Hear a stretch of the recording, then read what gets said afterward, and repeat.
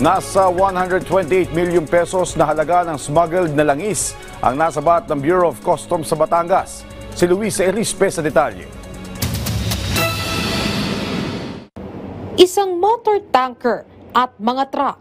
Ito ang naharang ng Bureau of Customs sa Subuking Port sa San Juan, Batangas kahapon.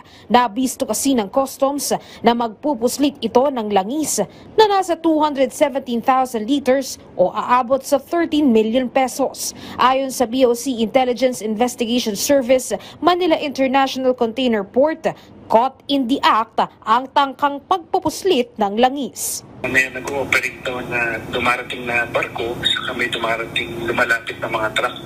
Pag dumikit na sa pangpang itong vessel, caught in the act po natin na abutan kung saan naglilipat po ng langis o diesel mula doon sa motor tanker Felisa papunta doon sa mga lorry tanker trucks.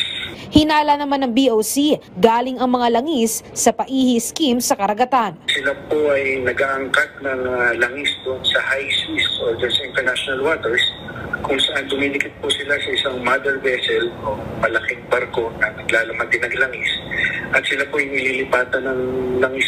Kaagad namang nilagay ng BOC sa kanilang kustodiya ang barko at mga truck. Sa kabuuan, aabot sa 128 milyon ang nasabat na oil tanker, trucks at langis. Patong-patong na kaso naman ang kaharapin ng mga crew ng barko kasama na ang dalawang Chinese national.